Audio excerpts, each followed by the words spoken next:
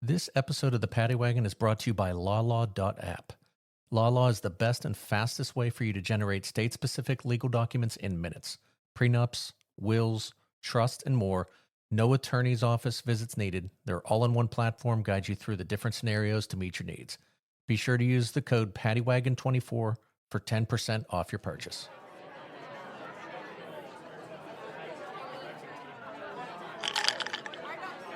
Hey everybody, pull up a seat. I have just topped off my glass. Why don't you grab your favorite beverage and join me? This is the Paddy Wagon.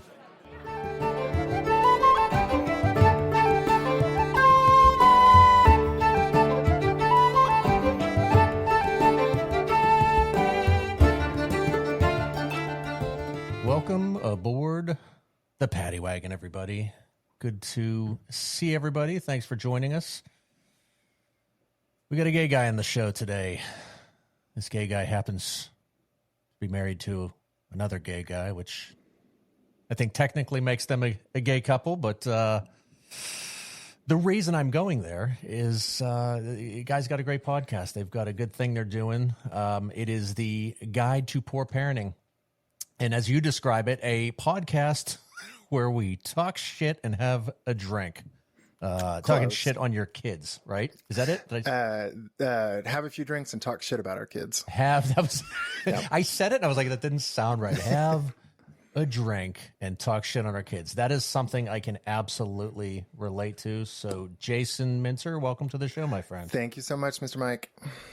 Being a parent, I assume like yourself, you like to have a drink every now and then. Are you having anything with me? I am not at the moment, just because I have been taking my fat ass has been on tirzepatide, the Zepbound. So, like, I got to get the man boobies a little bit smaller. And I like your man boobs, man. Yeah, like. Thank you, thank you, Mike. The fucking sound was so much better than I could have imagined. I love it, man. Yeah, I refer to my A-cup meat tits. That's what I say about myself. And I did steal that from somebody Jimmy Norton. I don't know if you know who he is, but just. Is he the one with the sausage? No, that's Jimmy Dean. Sorry. Who's Jimmy Norton? He's a comedian. Oh, okay. And it's very self-deprecating. And he just talks about his little pinchable meat tits. And I just always, the term meat tits just always stuck with me because it's just so damn funny. So. But yeah, man, welcome to the show. Thanks for coming on. Thanks for having me. Yeah, listen, I'll throw a little pitch out there for you, and then you can, near the end of the show, you bring it home. You say whatever you want, get some new listeners. But if you are a parent, if you have kids, and if you just sometimes just want to smack the shit out of them or wonder what the hell you did in life that you got stuck with a couple of these people, we'll call them at times, but. It's a good show. It's funny. It's informative. I think one of the things I like is that you go, I've been there, right? Yeah. I think that's like the best part is I've been there. Yeah. And I had one of those days today. We're not going to get into details, but let's just say I have a 13-year-old and he's a boy and he's an asshole, like a lot of 13-year-old boys are. Great kid, but also an asshole. So. Yes. My co-host her son is 14 and he is going through a super duper asshole phase. I'll tell you about it after the podcast because there are some legal implications, but like, it's we all do it, right? And I know the girls have the thing that they do and us boys have the things that we do. And I think my son is trying to find his sense of humor. He's trying to land a bunch of jokes that aren't funny. I don't even know if they qualify as jokes, but just constant shit talking. And if it doesn't land, he's like, "Oh, I'm just kidding." Like, no, you're kind of a dick. Like, you're being a real dick. But now you're just saying it's a joke. So, whatever. What are you gonna do? Yeah, we are raising our 11-year-old granddaughter, and oh my god, the amount of attitude coming out of that little shit's mouth.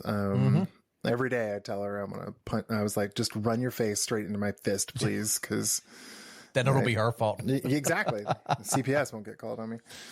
But oh yeah, this age is just rough, and she's very she started developing like puberty wise around 8 or 9. So she's pretty fully developed at 11 Okay.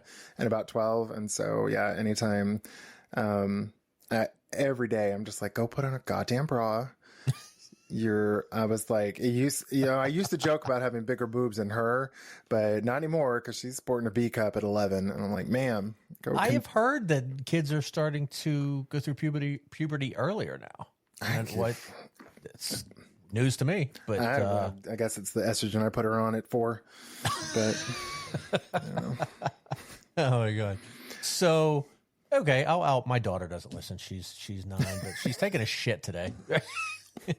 And I get a, hey, like, when the fuck are you going to be done in the bath? And she stopped talking to me. You're bothering me. And I was like, are you on your iPad? Yes. Like, what the fuck? Like, can you just speed it up a little bit? I'm trying to make breakfast. Can you pinch one off and get off? Just exactly. Pinch it off. Get out of there. Wash your hands. No. Fucking attitude. Attitude since she was 3. I remember her. She, like most kids, you have those words that stick out that you remember them saying that they said the wrong way. Mm-hmm. And my daughter's was something, and it was sunken. And I said, Riley, let me tell you something. And she goes, no, let me tell you sunken. And I said, excuse me, please. Tell me sunken that I don't know. And I love her to death. Such a sweet girl. But at the same time, you're just like, what an asshole. Yeah. And I mean that in a loving way. But what an asshole. I tell her that all the time. You're an asshole. Well, I mean, like we started our podcast mid-pandemic, and we were having to teach the kids at home, and I was working from home, and I'm like, I am gonna goddamn murder these children. I'm gonna draw a bath and then hold them under the water until they stop moving. Fuck. And we were like, I was listening to a bunch of podcasts at the time, and I was like, well, you want to start one? It doesn't look that hard. It's a generic enough topic that we'll never run out of things to talk about, which is not true anymore.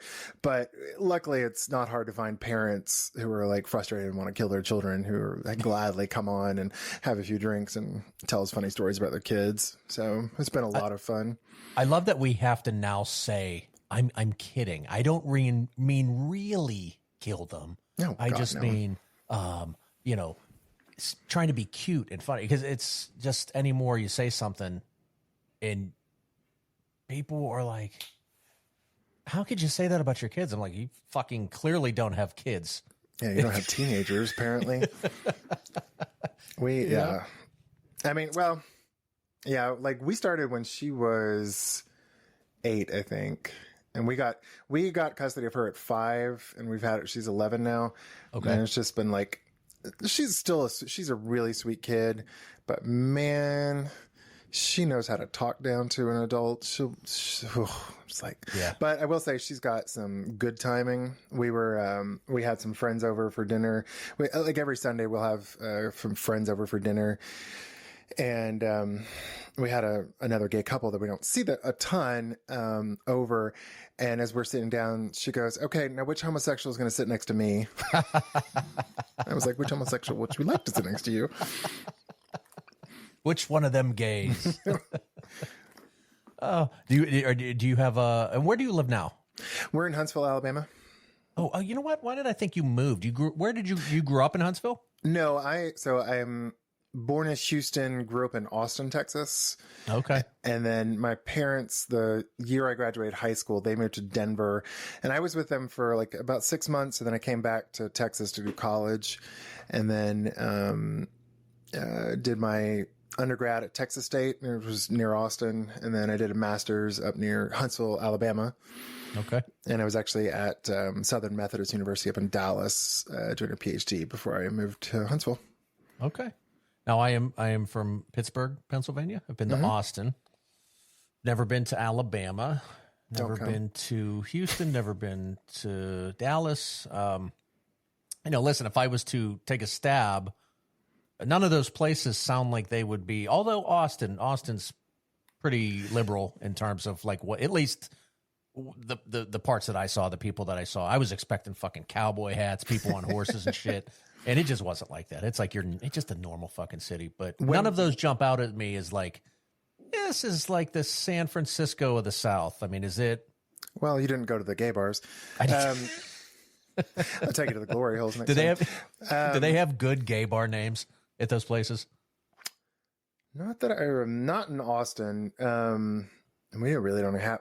Well, funnily enough, we don't even have gay bars here in Huntsville. They all shut down. We have some bars that do drag nights, but we don't have like a dedicated gay bar anymore. We had one called Deja Vu for a while, but like the night it opened, the toilets overflowed, so we just kept calling it Deja Poo for 2 years until it shut down. So. But that's like going to lead to a lot of questions. Why are the fucking toilets the night something opens overflowing at a gay bar?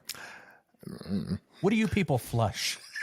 I mean, the cocaine goes up the nose. I don't know.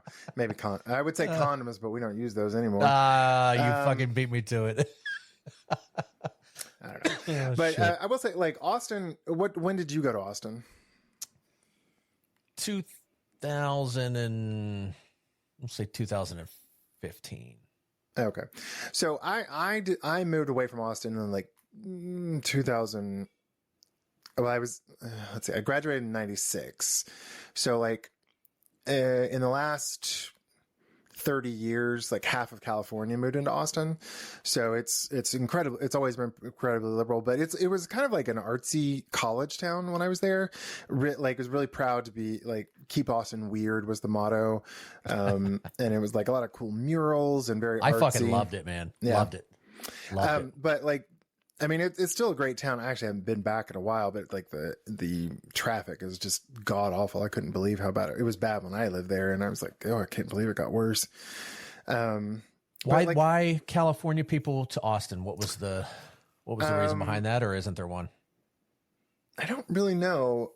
Austin was a big tech center in Texas, so maybe I know a lot of like Meta and Google people moved. I think there was some Google not headquarters, but like some big Meta and Apple and Facebook offices there, because Dell was there, and there was a few other like big tech companies in Austin. So that makes sense. Little cheap. Well, at least at the time. I mean, everything is cheaper than the Bay Area. Yeah. But Austin is apparently trying to catch up because I've heard it is really expensive there now. Well, I mean, I don't think it's like expensive as like LA or New York, but of the three cities, it's probably the most expensive if you're trying to, because it's, I don't know, like especially the central core downtown area. But yeah, like the only city I've ever lived in that felt really kind of country was actually Huntsville, Texas, because that's where the big prison where they do the executions in Texas is. Oh, that sounds fun. Oh yeah, it was a blast. They actually have a prison museum with the first electric chair called Old Sparky. Oh, that was a real name? Mm-hmm. Oh, I've always heard that. I didn't know that was a real thing. So there's actually, can you sit in it? That I don't know. I've never been. Okay, because that'd be really weird. Yeah, I mean, I would imagine you couldn't, just because it's like probably over 100 years old at this point. But someone's fat ass breaking that thing. Did you see that TikTok of some dude breaking a museum piece? Some idiot in Paris sat on a museum piece and broke it. I didn't see it, but I'm also not fucking surprised. People are so dumb. It's like up there with the people that hold fish out of the water, take selfies, and then put it back 20 minutes later, and the fucking thing's dead. What fucking planet are you on? Those things need the water, dude. Yeah, man. I loved Austin. I made the mistake. Are you a football fan at all? No, not really. I'm gay. Of course I'm not. Yeah. Well, it's worth a shot, But yeah, I found out that you do not talk shit on Vince Young in Austin, who was the quarterback for Texas when they won the national championship. Yep. And I talked shit on him as like the NFL bust guy, and the bartender leaned in and he was like, you should stop talking. Like, he's a fucking legend here. They don't view him as the NFL guy you're talking about. They view him as fucking God. So funny. So, yeah. All right. So, aspiring comedian, huh? I'm trying. A lot of work. Oh God. Like right after the pandemic was kind of gearing down, there's a local improv theater, and I was part of Big Brothers Big Sisters at the time. And I was trying to find something to do with my little, and I was like, hey, they're offering improv classes. And so we signed up for improv classes. He dropped out after the second one, but I kept going. I had a blast. Did like 3 different classes. I'm still volunteer there. They have like, it's all volunteer run, but I still volunteer there. And then the owner that taught the improv class, she started offering a stand-up comedy class. And I'm like, meh, why not? Give it a shot. I had a really good time. Made lots of jokes about wanting my granddaughter to be a lesbian and trying to encourage that so I don't have to deal with teenage pregnancy. Yeah, it's been a lot of fun. I've written probably like, 3 really good sets, 3 or 4 really good sets, but it's hard to sit down and like, I don't know, as a parent, like, don't have time because I've got a full-time job and I've got to keep this house, this giant pigsty, somewhat clean, and then, take her to every goddamn thing she wants to do. So it's like finding time. And then that discipline for writing is, man, that is not easy. No, it's a commitment. Yeah. It's a commitment. But you need family to give you all the fucked up material that we want, right? That's really where it comes from. Well, that and my horrific sex life, yeah. Oh, well, that's that too. Please. Why is the sex life horrific and what makes comedy out of that? Well, the current joke I'm working on is that are you familiar with the Americans with Disability Act? Yes. My current joke that I'm trying to work through is that I'm fucking my way through the Americans with Disability Act. So if you know any little people out there or if they're there, cock high, huh? Missing a limb or two, you just send them my way. Oh my God. So, I love the idea of trying to craft that joke and you just, like, have you ever said in one that you're just like, yeah, that's a bit rough? Not, let's see. I think like joke or the, disability jokes. Just cause you gotta get it right. Right. Yeah. Cause a lot of times the disability is not the joke. It's the, like you said, you're not making fun of somebody, but listen, if somebody happens to be, mouth high to my hammer, you can craft a joke and it's like, it's like a dick joke and a mouth joke. And it's not, you're not making fun of somebody, but.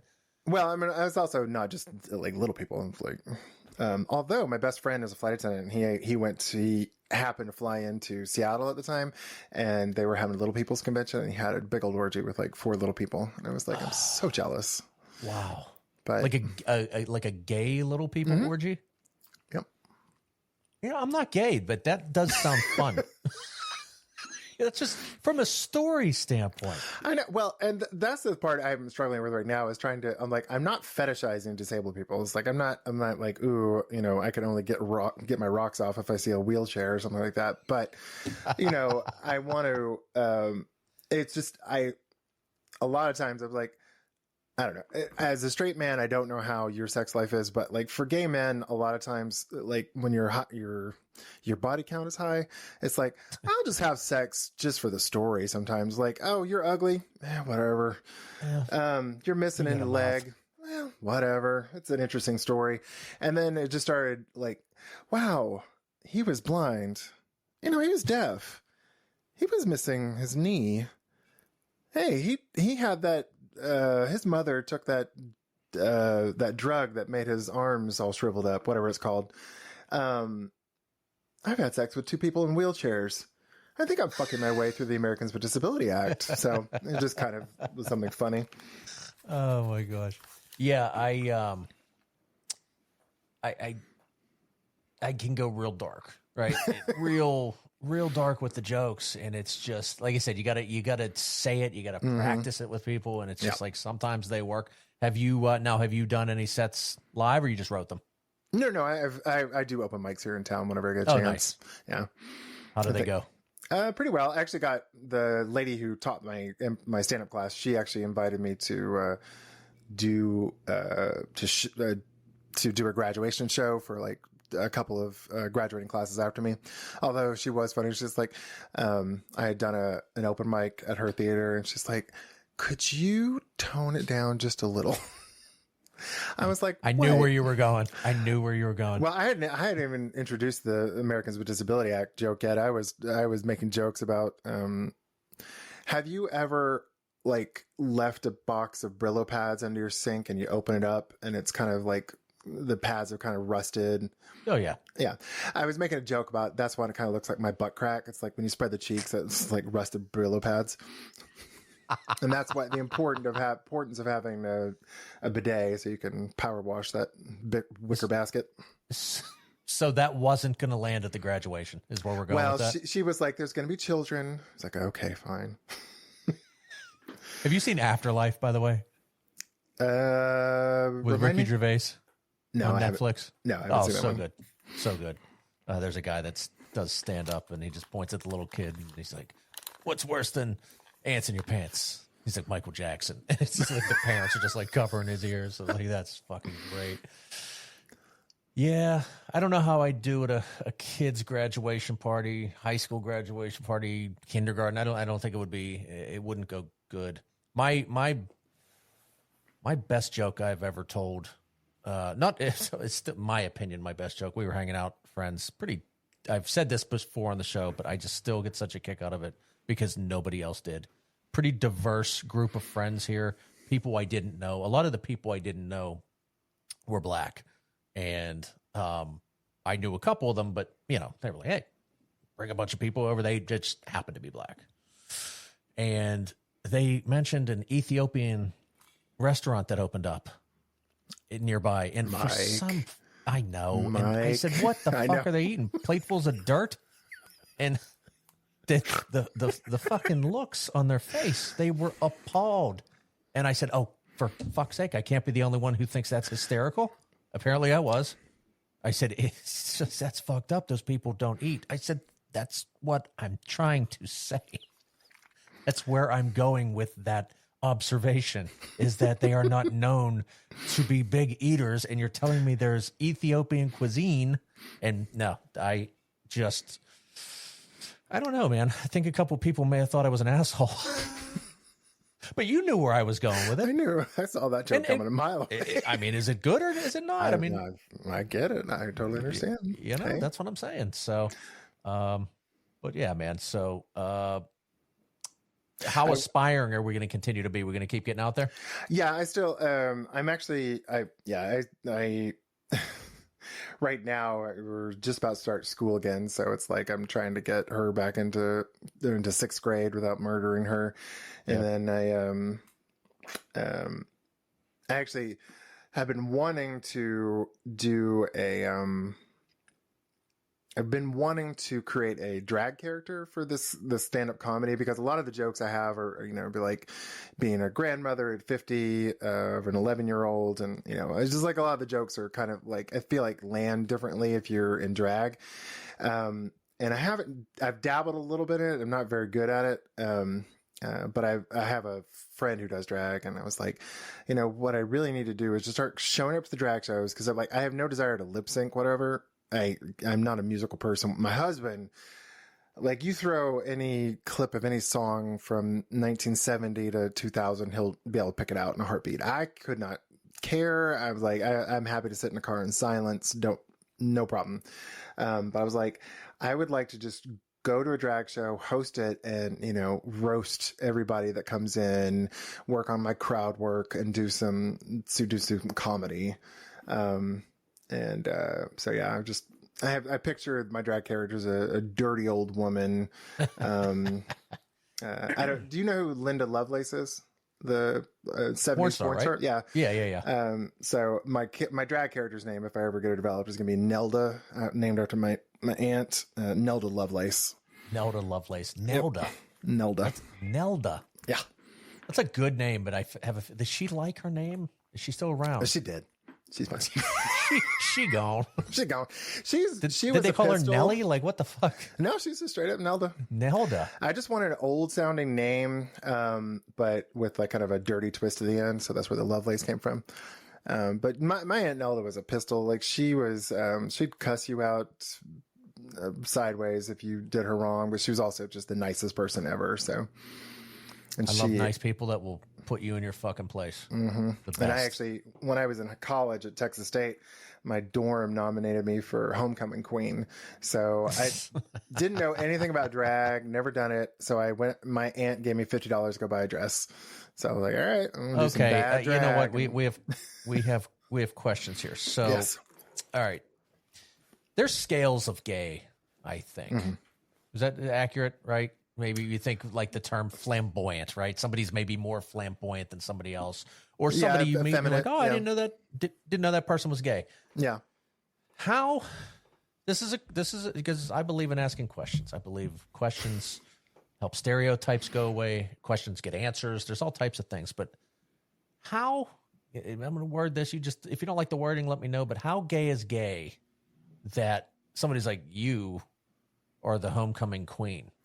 How many women were passed over for that role that you were nominated for homecoming? Like, there's just so many questions. Well, all right. So the dorm I was living in, it's not that I was super, I was a bit more feminine when I was a kid, I was a tween when I was in my 20s.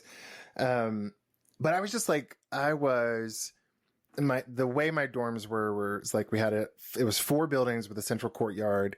Okay. And did they call it the quad? Was it the quad? There's this courtyard. Okay. We had a quad on campus, but the dorm we were in, it was 3 residential buildings and surrounding a courtyard with an administration built like a lobby area. Anyway, there was 2 picnic tables and I smoked at the time and I was out there every day and I would be smoking. If someone was sitting on the stoop, 40 yards away from me, I'd yell at them. I'm like, hey, I don't know you. Come over here, smoke with me. God damn it. And I almost failed that year because I was just outside smoking constantly. We were drinking, playing card games. I never went to a gay bar because I was just best friends with everybody in that dorm. So it wasn't necessarily I was like super feminine or like uber fag, but I was just social. I knew everybody, talked to everybody, offended most of them. Love it. So, love it. Yep. Cigarette of choice? When I first started smoking, it was Misty Menthols 120s, the long gay ones. Fuck, God damn it. You know what? Fuck you. All right, I mean that lovingly. Fucker. I was going to say, you fucking smoked Misties, didn't you? Oh, yeah. And I was going to say the 110s, and fuck. Oh, no, I love the 120s. Fuck, why didn't I say it? I was going to say Marlboro Lights. Actually, I was a Camel boy. I was a boy. Yeah. I don't know. Camels that never sat well with me. I don't know what it was. Maybe it was that Turkish blend. I felt like I like nauseous from them. I had a buddy that smoked them, and every time I had one, I felt like I wanted to puke after it. I'm trying to think. I know I smoke Camels mostly. I'd smoke anything mostly, but I remember. I bet you would. And I did. Ding ding. Especially the little ones. No, but fuck. I remember American Spirits when they came out, and everyone's like, "Oh, that's the healthy cigarette." I was like, "Motherfuckers, the healthy cigarette." It was organic. American Spirits. That wasn't the Native American artwork, was it? Okay, yeah. Were they from reservations? Doubt it. I think it was Phillips. I think it were just, it said organic, and people were like, "Oh, it's healthier," because it didn't have the chemicals. Wow.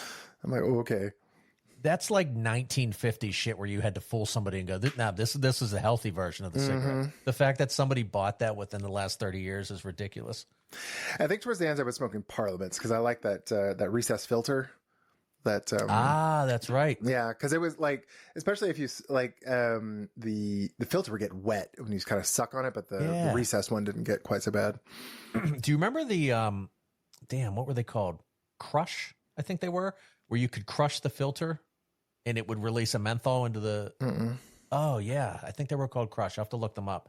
But it was a cigarette, regular cigarette, and then if you wanted a menthol, there was like a little capsule inside the filter, and you would just squeeze it. You'd hear it pop, and then you'd have a menthol cigarette. I remember I smoked menthol Camel for Crush. years. Maybe those were Camels. I'll have to find those. Those menthols were dangerous to start off with because they were so smooth they didn't burn as bad. But I don't know. Yeah. I had to, I took a scuba diving class my senior year, and I had to stop smoking because I started developing breathing problems because of it. because I was like, I couldn't get the air all the way to the bottom of my lungs. I'm like, oh, I'm 22. This is bad. So, Not good. Yeah. When did you start smoking? My second girlfriend in high school got me smoking at 17. Okay. Yep. I'm trying to think. I think I stole a pack of my dad's cigarettes when I was 12 or 13. What got us caught was me and my friend also took toothpaste and toothbrushes when we left the house, and we came back and had fucking toothpaste with us and smelled like cigarettes, like that was gonna fucking do something. So yeah, I miss cigarettes, and I don't. When I go golfing, I just really want a cigarette every now and then. My one buddy always has a pack, and it's just, I could put a pack down. People that are addicted to cigarettes hate my guts. I could smoke a carton of cigarettes and then go, okay, I quit, and just done. I've tried, like, not probably in the last 10 years, I've tried one. I've been so long without one. They're so gross now. I just can't handle it. I'm sure if I had a menthol, I'd be like, back up. My mom just turned 83, and I told her, I was like, Mom, if you make it to 90, please start smoking. Cause I'm like, I am, if I make it to 90, I'm going to start doing crack. Like, screw this shit. Smoking on that glass dick, dude. Yeah. Just start going. How old do people need to get? You know what I mean? I mean, seriously. Fuck. So, all right. So you did you mentioned some Big Brothers and Big Sister stuff. I actually did some volunteer work with them up here in Pittsburgh a long time ago, but I actually had built out their kind of computer lab. Oh, okay. So I basically unfucked the computer lab. I don't know what I'm glad somebody you went in and kept installed going a with bunch that statement, because I was like, who did you unfuck? Yeah. Who did you unfuck at Big Brothers Big Sisters? Somebody fucking installed a bunch of trial versions of like Microsoft Windows. And so the entire lab was like, enter the fucking key. Oh, Jesus. And so I had to redo that. And but yeah, real nice kids. I enjoyed my time there. I was only there for a couple of weeks, but I was like, I see why this is fun for some people. What do you do there? Oh, I was a big for, I had, so in, it was like 2012, so I'll back up. When I was in Austin, when I was in high school, there was a gay youth group that I was a part of. And then when I went to Dallas, I started volunteering at the gay youth group there. And when I got here, there was one for a little bit, but it disbanded. And I was like, I want to do something to help other kids, or help kids. I wasn't a kid at that point. But I wanted to help kids. And I was like, I know I want to adopt at some point. So I was like, let me go ahead and get a little, because I figure it's the closest thing you get to being a parent. And it was. And so I signed up and I got matched with my little when he was 8. Back in 2012, and he aged out of the program at 18. But he's still just not too far down the street from me, so we see each other somewhat regularly. So they match people. Yeah. Okay, so that's what I didn't know any of that. Yeah, I just thought you go in and you just kind of work with a bunch of the kids, so you actually have. Yeah, I was like one-on-one mentor. Oh, cool. Okay, yeah. Nice. So that like a parent, like I did it with my granddaughter, because I wanted her to have, her mom's still in her life, but she lives about 45 minutes away and doesn't see her a lot. So I was like, I want you to have like a big sister you can talk to and, ask questions, especially when it starts getting to, puberty time. But you basically you sign your kid up and then they find a match. And like, there is a shit ton of women that sign up to be volunteers for Bigs. But there's not a lot of men that do it. And frankly, a lot of the men that do sign up are gay. I've known 3 other gay Bigs. So is it the idea of, is it a helpful gene? Is it you expect to be paired with a gay youth that you're just like, hey, listen, I've seen a lot of this stuff and I can help them? Or is it just, I think gay people are just better. I don't know. I don't know. I mean, I think part of it is probably just like 10 out of 10 gay people would they'd agree with that statement, right? Yeah. This one does. No, I think part, at least for me, I've always been a bit more of a nurturer. So it's like, you know, and my husband's a nurse, so he's definitely a caretaker. So I've always, you know, I don't think the, I mean, that's, you know, there's plenty of straight men that do mentor for Big Brothers Big Sisters, and the ones that aren't pedophiles are great. So I always think of that fucking episode of South Park with the fucking Boy Scouts.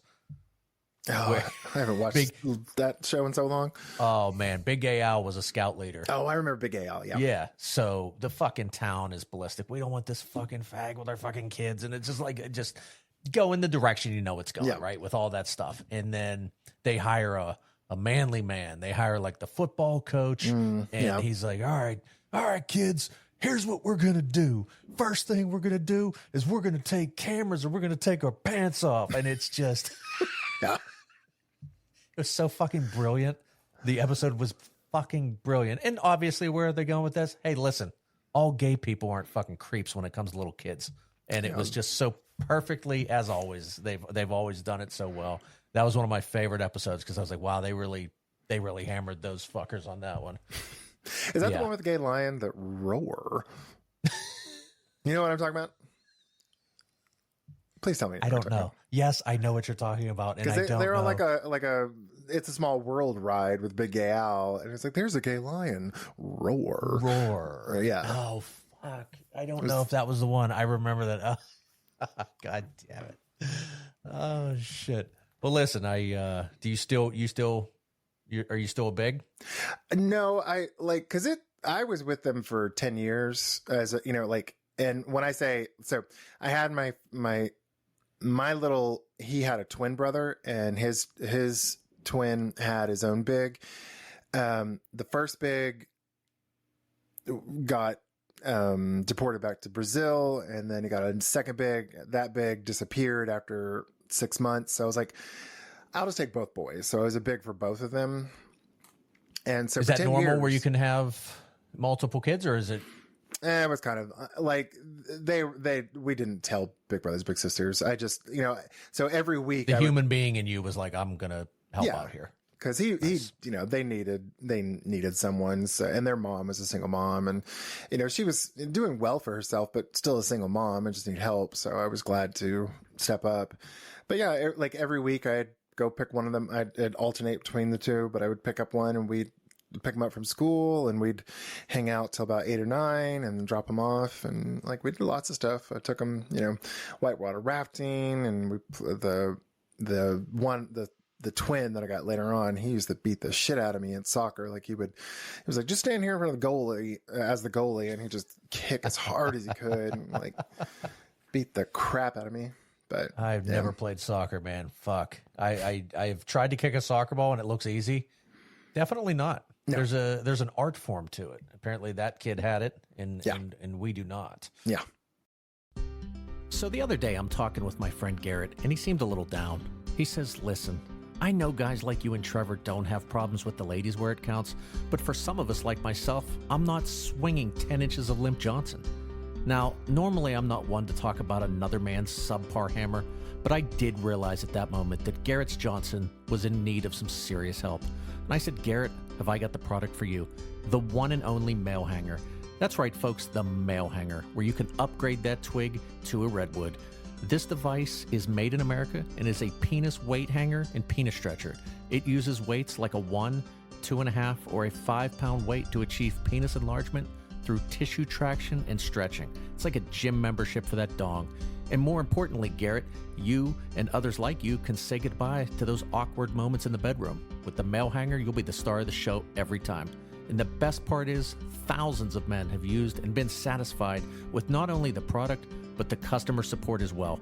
Ben Clark, founder and CEO of the Male Hanger, is a friend of the Paddy Wagon.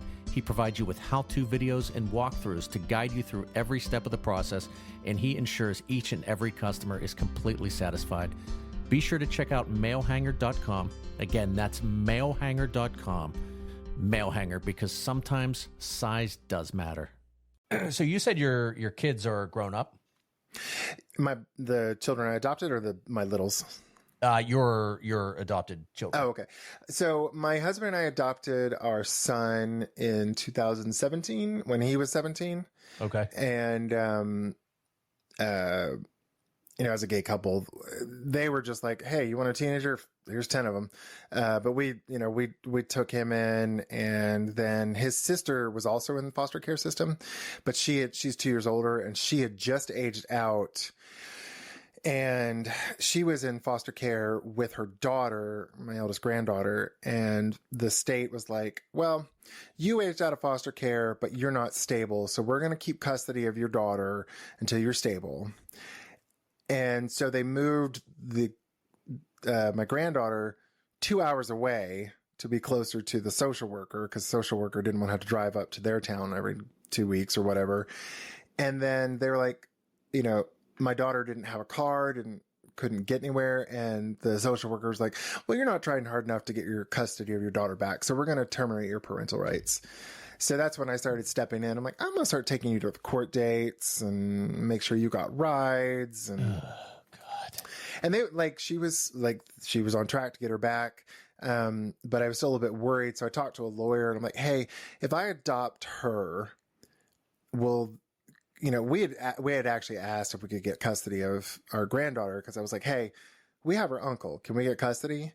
And the foster care system lawyer said, "Well, when you adopted the uncle, you severed the legal tie between him and his niece. So they're not related anymore." So that means you cannot, or you can? Cannot. Yeah. I was like, that is some bullshit. What? I don't fucking understand. Yeah. Oh, There's this big pitch, right, where you should keep families together. That's the whole thing that we hear. Agreed. Wow. Okay. Yeah. So I was like, okay, I'm going to adopt. So his sister, my daughter, she was 19 at the time. I was like, what if we adopt you? Would you be cool with that? So she was. We tried to adopt her in Alabama, and if she was a minor, we could have as a gay couple. But in Alabama, you cannot adopt an adult as a gay couple. You have to be a straight couple, a step parent, or a relative of some sort.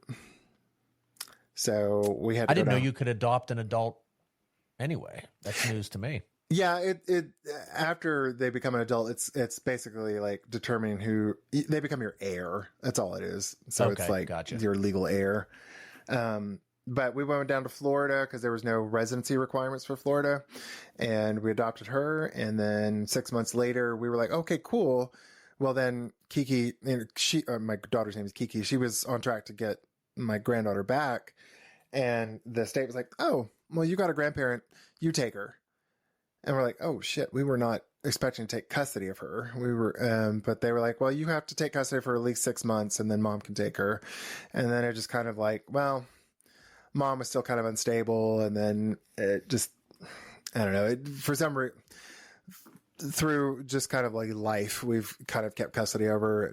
Mom's still around. We still see her all the time, but like, she's got 2 other kids that, she's got, my granddaughter has 2 younger sisters now. Okay. They're 5 and 3. And, so they live with mom, but mom, barely makes anything. And I told Clay, I was like, if you want to go back to your mom, I'm fine with that. But just, realize you're probably going to have to take care of your sisters all the time. And, all the fun stuff we do is probably going to we're not going to be able to do as much. And so nowadays she's like, I don't want to go back to my mom. Yeah. That's tough. But I mean, it's life. I mean, Yeah. It's just, shit happens. I hate to say that. I say that all the time to my wife. I say shit happens, or it is what it is. And sometimes I always tell her, I just think that's the best way to describe certain situations. It's just, it is what it is. Yep. Can't do anything about it as much as we want. And what's cool. Well, listen, man, you're a good person. You and your husband. What's your husband's name? Or is Zane. that not Zane? No, it's fine. Zane, Zane. Okay, cool. Yep. All right, well, you got to do what you got to do, right? That's For family. right. Yeah. It was funny. The day we got custody of my granddaughter, we were actually supposed to go meet another kid. We were thinking of adopting a gay kid in Alabama. And luckily the foster care system hadn't told them about us yet. And so, but yeah, we were like, oh, this is a little too much. We need to focus on this 5-year-old we just got. So Alabama will allow gay couples to adopt kids. Mm-hmm. We have, awesome. Yeah. You wouldn't think that would be the case based on what everyone's assumptions are about certain places. If you like, think about that for a sec, you know what I mean? I think there was a Supreme Court ruling about it. I don't shit. Yeah. If there's a ruling on anything, I don't fucking know. But I think there was, but I don't know. Like I know they'll let us foster because like there's so many foster kids, and I know Texas tried to stop it instead of Florida, but it's just like, there's so many goddamn foster kids, and the state loves to take kids out of families' houses, and like, we're not going to give you any money to support or help you keep your kids, but we'll happily take them away and then go pay someone else to take care of them for you. Why would they pay somebody else and not pay the first person? Like, what's the logic behind that? I have no clue. I mean, like, as a foster parent, like, even because we adopted what are considered hard to adopt kids, like older kids, we got a stipend for my son for like until he hit 19, and my friend Jennifer, she gets a stipend for adopting an older kid too. But like foster parents, we don't get paid a lot, but it's something. But it's like, that $500 a month we're getting, why don't you just give to the parents? They could probably keep their kids and like take care of them better if you just gave them that fucking money. Seems to make sense. Yeah. I can't take care of my kid. I don't have any money. We'll give them to somebody else. We'll give them the money too. Yeah. A little ass backwards. Yep. And no healthcare either. Oh yeah. That topic. It's always. So you have 2 adult kids, and then now with your podcast where we talk shit on kids, are we talking shit on these kids? Yeah. Oh yeah. My son. It. Oh yeah. My son. I love my son. He still lives with us at 25. He's, we got him at 17. He's 25 now. He just gave us our first grandson. He gave us a year ago. And then, back in December, he started cheating on that baby mama, and now he's got another girl pregnant. So. Oh boy. That's going to be talked. Has that been taled about? Not too much yet. I mean on a podcast. It's a little bit, but it's just like, it just makes me scream because just like because the first baby mama is still living with us, and she like has, my fucking God, what the fuck is going on in this house? Well, she is a sweet lady. I love her to death, but she has no local family. Her father is a trucker and does not have stable housing. She doesn't get along with her mom. So it's like, where's she going to go? And she didn't have a car. So I was like, okay, well, you're going to stay with us, obviously. But I'm just like, oh my God, Justin, why did you have to do this? So I'm going to ask a question. I know what I heard, so I just have to say it out loud. Your son got this girl pregnant. Mm-hmm. You have a grandbaby now. Yes, in the house with us. In the house with you.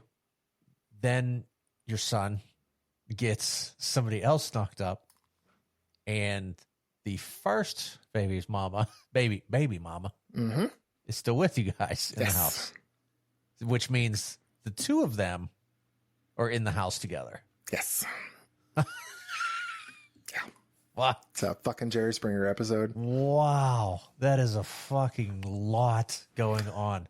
Yeah. Did they get along? Or is this a brutal 90% of the time they do, but every now and then they'll get to like drag out arguments, and it's just like, oh my God, can y'all take it outside, please? So they do get along mostly. And she's she's a hard worker. They're both good kids. Son, I'm just like, could you please wear a goddamn condom? Your pullout game is obviously not that strong. Your pullout game is fucking weak. Yeah. They slip one past the goalie, as they say. Yeah. Wow, dude. So, yeah. But that qualifies as a clusterfuck, doesn't it? Oh, yeah. And, I mean, luckily we have a big enough house that they can have just separate rooms. But my co-host is actually, for my podcast, she's been having, her house got torn up, and she's been living with us for 3 weeks. So it's like, we have 5 adults in the house and 2 kids. And I'm just like, oh my God, go Fucking away. compound, dude. Yeah. Wow. Holy shit. Yeah. My co-host just left today. Like she just took her stuff and went home. So I'm like, oh Christ. What happened? Was it like storm damage or something? The way you said torn up? Child damage. Oh, wow. Yeah. We haven't talked about on the podcast because it's been pretty god awful. But I'll tell you after we get done recording. But yeah, it's been and then awful. I'm going to tune into that episode too because that's going to be fucking interesting. Well, I don't know. There's some legal stuff there, so we may have to wait until it's finalized. And she may never be ready to talk about it. So it's been god awful to deal with. Yikes. Well, fuck. I mean, listen, I need some advice now because I have 3 kids and I need to know what to do to not have specifically the 2 25-year-olds in a fucking house with 2, let's see. I got a 13-year-old. I got a 9-year-old. I've got one turning 1, so I've got a baby. Oh, that's a big age gap. Oh, I know, dude. Yeah. Talk about weak pullout game, huh? We were. I was about to say you're 46. I'm just amazed the swimmers are still working. I know, dude. They were fucking. They had They were fucking ADA. There was shit going on there. I think one of them had a fucking walker, was missing a tail.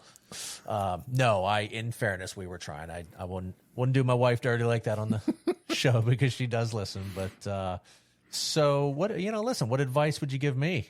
Right? Because you're fucking raising. Little kids too. If you're in the house with them, you're raising them is the way I look at it. Yeah, that's true. I don't know. I will say the things I've learned from raising my son, my granddaughter is having to bear the brunt of all the mistakes he's made. So it's just like, we got him a little beater car and he trashed it. So I'm like, okay, Clea, you want a car? You're going to pay for half of it.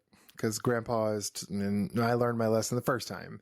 And, my son kept losing his jobs and, I'm going to tell her when she hits 15, I'm like, okay, baby girl, you're going to have to get you a job at 15. This summer, either you're going to be taking summer school classes so you can graduate early or you're working or here's a bus pass, go enjoy the city and come back at 6 when I'm done with work. Is Huntsville big? No, not particularly. We're technically the biggest city in the state, or the city itself is the biggest in the state, but Birmingham is a lot bigger metro area. But nah, I can drive from one end of Huntsville to the other in 20 minutes. Oh, okay. So it was funny. So before I got on, I told my wife, I said, yeah, I'm talking with a guy he was in Huntsville. And she goes, tell him I was in Prattville. That's where I lived. And I said, it's like, I'm picturing it's like a neighboring town. And then she looks it up and it's like 2.5 hours away. I was like, I know where it's at, but it's not particularly close. And that's country.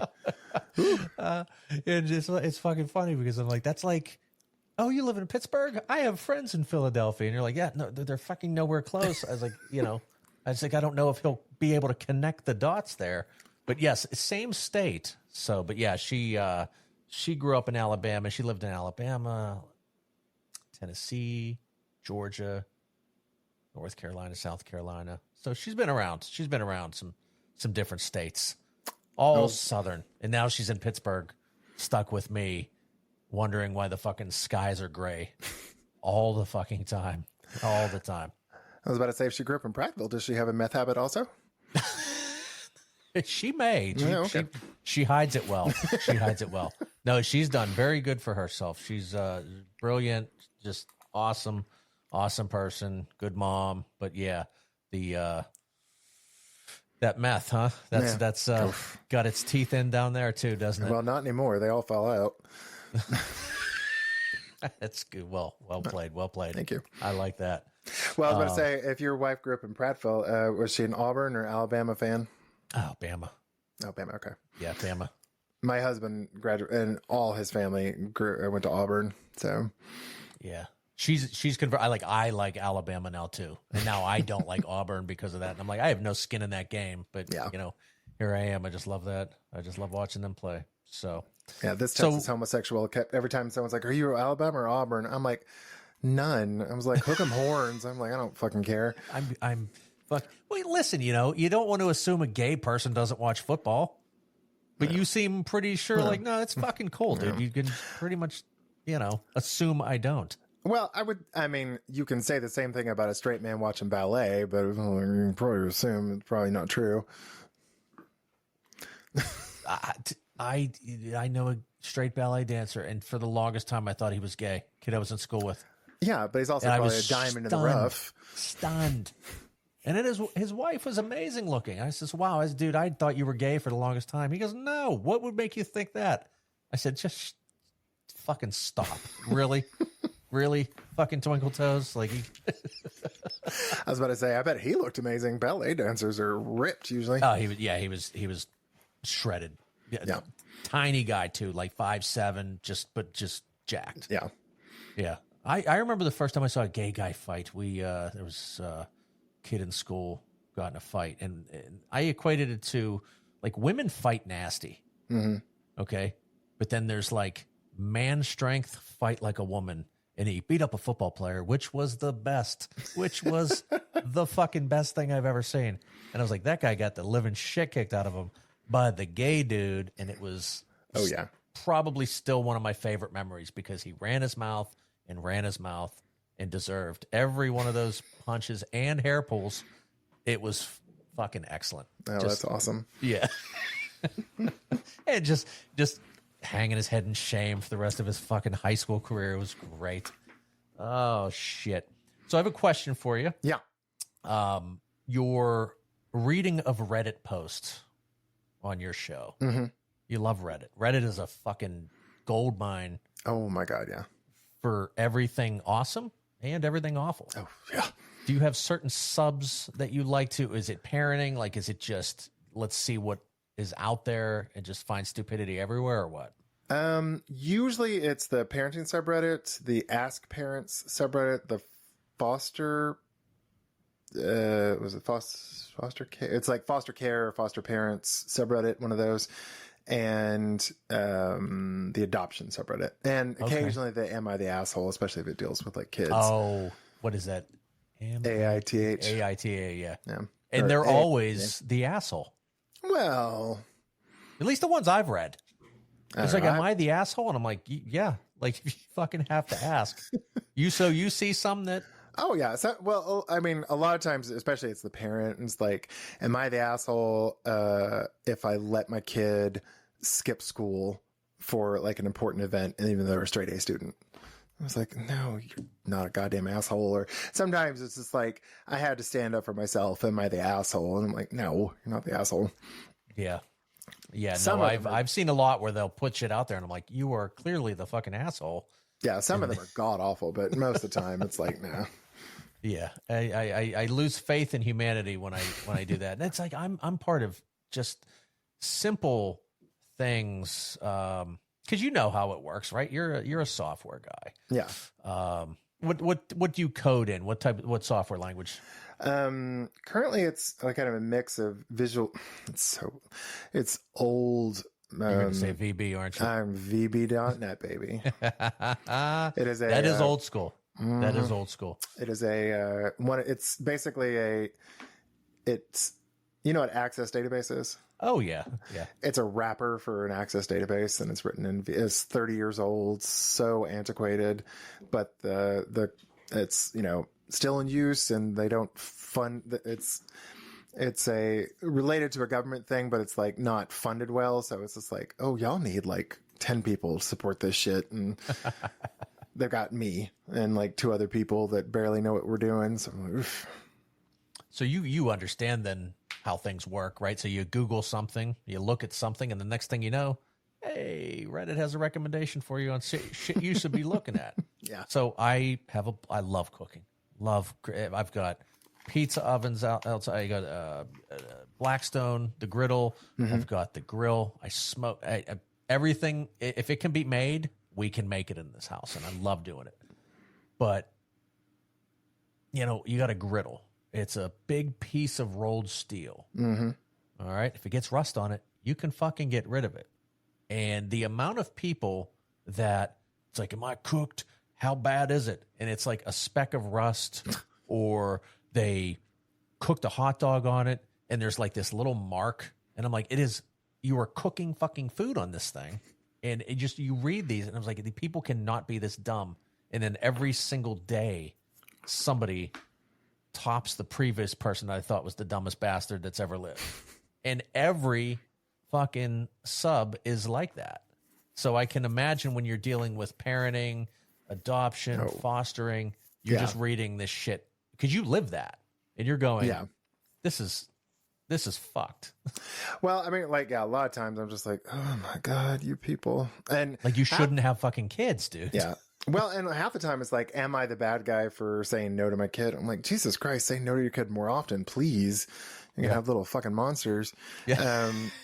But I will say, like, the reason we started doing Reddit is because when we first started the podcast, like, oh, we're gonna never run out of things to talk about. And I was like, motherfucker, 3 seasons in, we're like, I don't know what the hell to talk about because we're just repeating topics. So, but you know, we do interviews, but it's like, it's nice to be able to pad it out with, like, you know, we'll talk about a subject, and we actually had to get on Chat GPT. It was like, hey, help us come up with some new topics because we are struggling.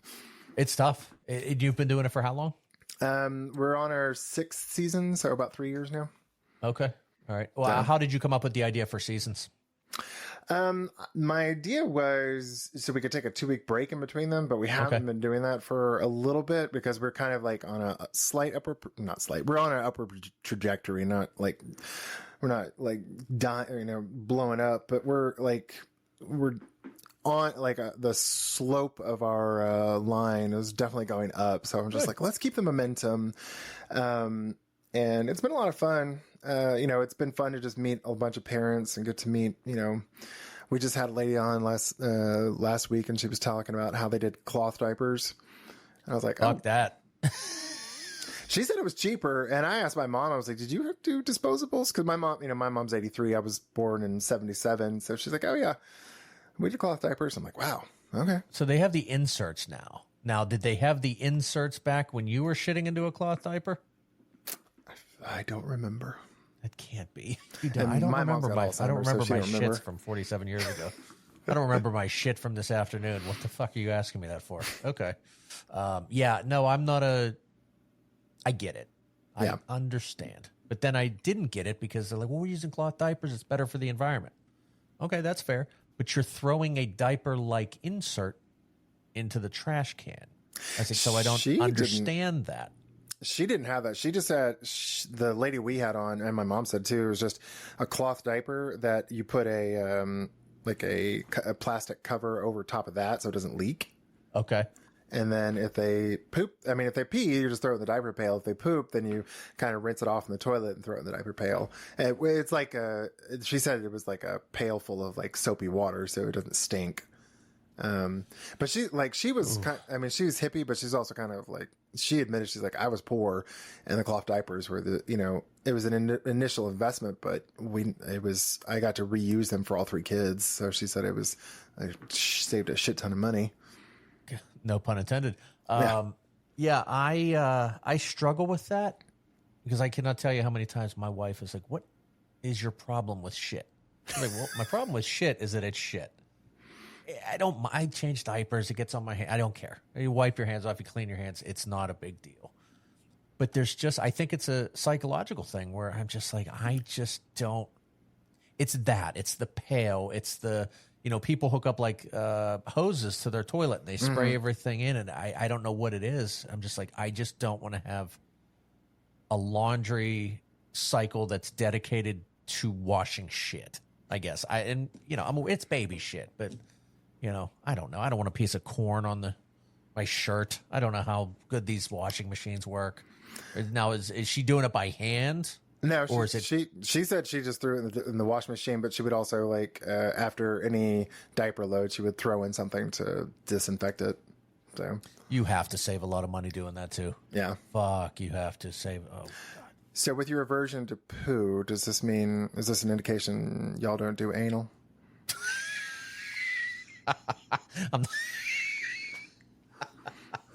It's just poo and diapers. Wink.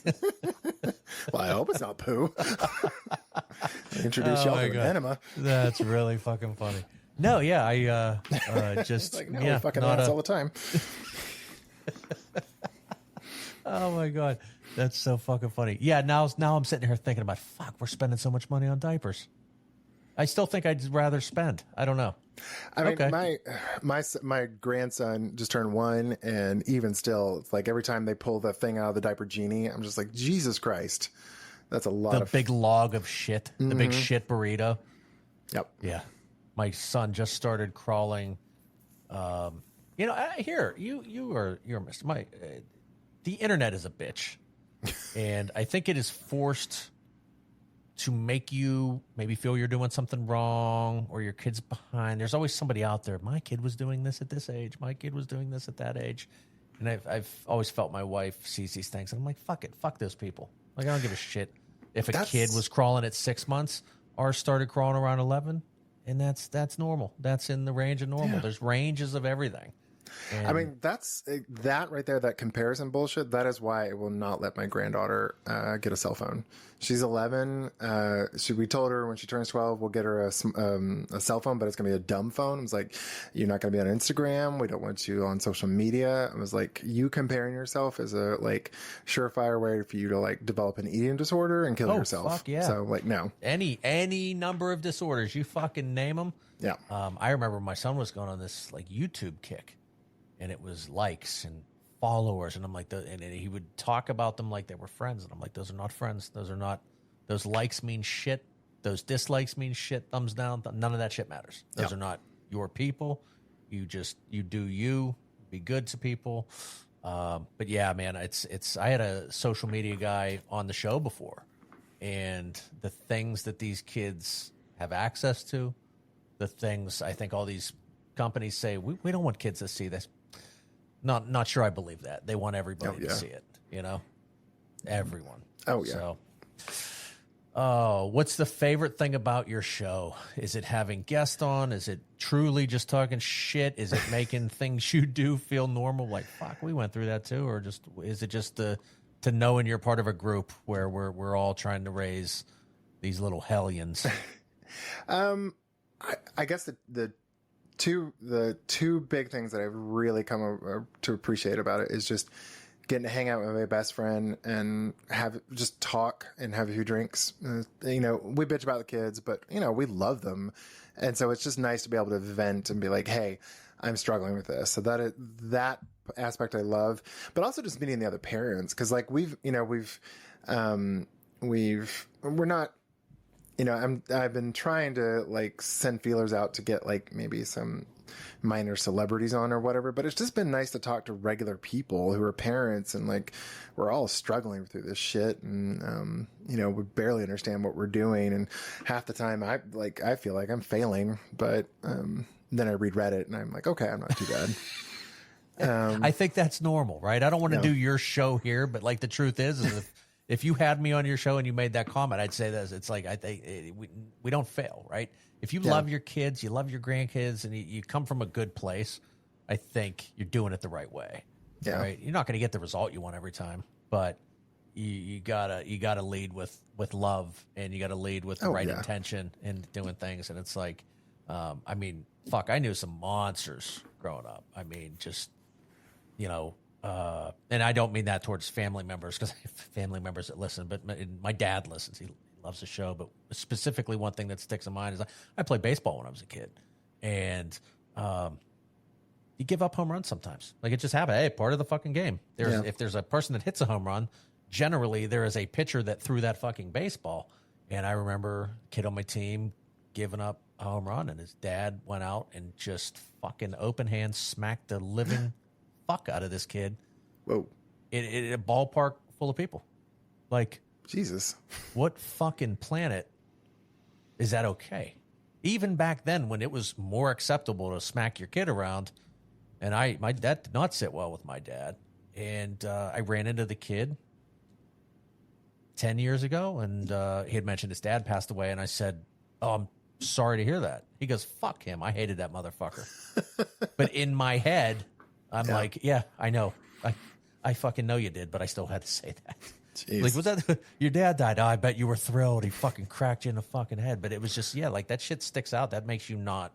That's where you're failing as a fucking parent. Is shit like that, I would say the biggest thing I've learned, with my little brothers, with the kids I helped at the youth center, with my own grandkids, I was just like, they are going to be who they're going to be.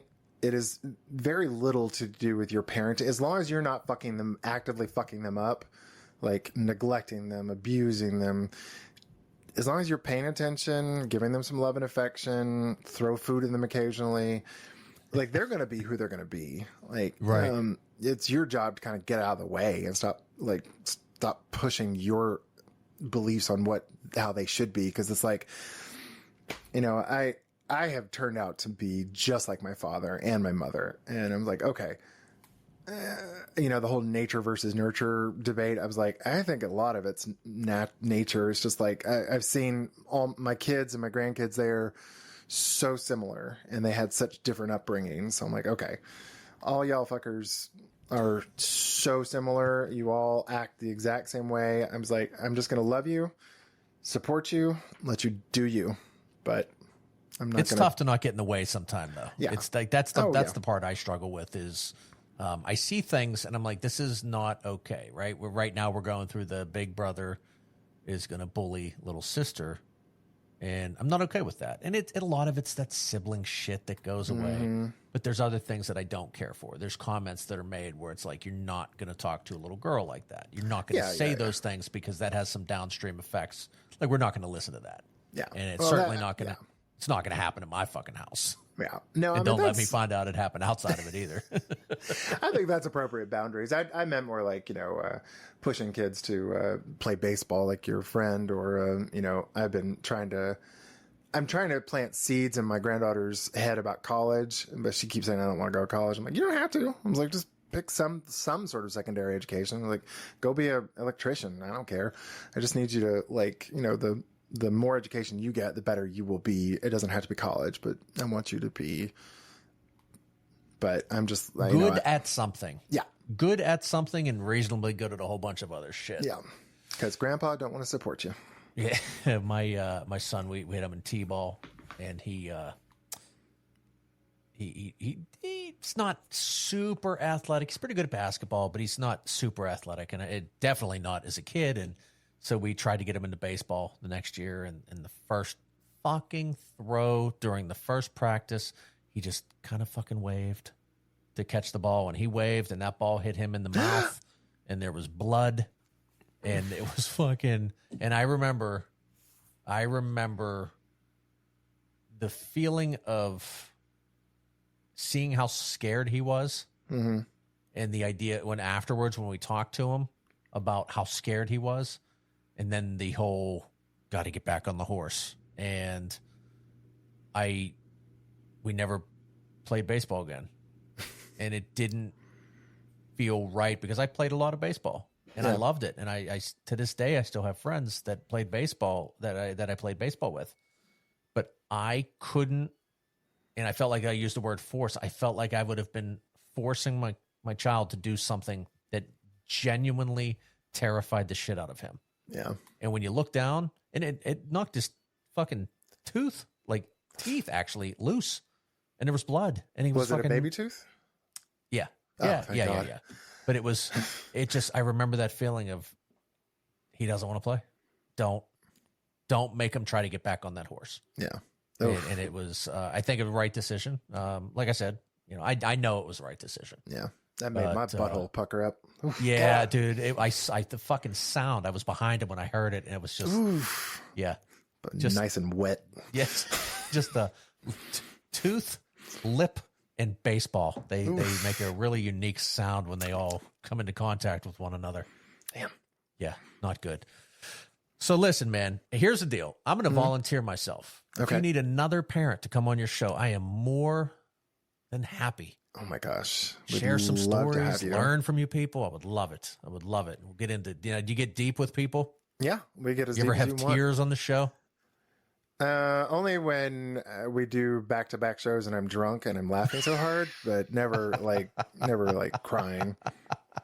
I'll fucking cry, dude. I'll come on that show. Like, this is what my fucking kid put me through today. I can guarantee it's not as bad as what my co-host, her son's been doing. But Fuck, man. I was gonna say nope. I was gonna say something funny, but it just went out the brain. Oh well. Well, listen, man. I have enjoyed having you on. Like I said, you let me know. I will gladly come on the show if the invite's out there. The invite that I extended to myself. But more importantly, why don't you tell some of your new listeners where they can find you, a little bit about your show, you and your co-host, whatever it is you want to say. Floor is yours, buddy. Oh, thank you. So yeah, my podcast is called A Guide to Poor Parenting, a podcast where me and my best friend Jennifer have a few drinks and talk shit about our kids. If you would like to find us, we are on all the social medias. I'll send you the link with our link tree and all that shit. But what is it? I think it's Poor Parent Pod on Instagram. And shit, I should have had this up earlier. We'll link it. Yeah, it's it's okay. Poor Parent Pod on Instagram, and I think it's Guide to Poor Parenting on YouTube. But yeah, and if you have, for any of your listeners, if you have any funny stories about your kids, email us in. We also have a phone number you can call and leave a voicemail. Oh, I love it. How do you do that? We signed up for Google Voicemail. So when I started the podcast, I was fun. like, I like that. Yeah, I was just like, I listened to like 5 or 6 podcasts pretty regularly. I was like, I don't want to reinvent the wheel. So I just stole their ideas. And I was like, we could do one interview and then one topic. And then we started getting low on topics. I'm like, well, why don't we just steal the shit I see from like Reddit and read or see on TikTok, and we'll just read Reddit posts. So we started padding our episodes with that. And then, love it. It's tough to keep it going, man. It's you definitely need a break. I understand your logic behind seasons. Mm-hmm. Although I would want way more than 2 weeks. I feel like I go through cycles where it's like find people to come on and then record, get everything out. But then you just hit that lull. I think everybody that does this hits that just a little bit of a lull where it's like, dude, I need a fucking break. Well, I will say the fact that we do 2 like solo episodes where it's just her and me talking, like we do a topic and then we read Reddit posts and then we do an interview, we're able to bank. So like if we're gonna bank a couple episodes next weekend and we'll be good for 5 weeks. So nice. It's like, that helps a lot because we're busy parents. Yep. So, fuck. I don't know any parents that aren't busy. Yeah, I don't think those 2 words go together. So, Well, listen, man, it's been great meeting you, Jason. I really appreciate you coming on. It's been fun chatting with you. Definitely had some laughs here. So, listen, you know where to find this guy. We'll go ahead and post everything in our Instagram page. We will post it on the show notes. And like I said, go check this podcast out. It's a lot of fun. If you need to vent, go ahead, leave a message. Put a Reddit post out there about what a shitty parent you are, and they'll read it. They'll go ahead and read it. So, but yeah, it's been a lot of fun, and thank you so much for coming on. Thanks so much, Mike. All right, we'll talk to you soon. Bye.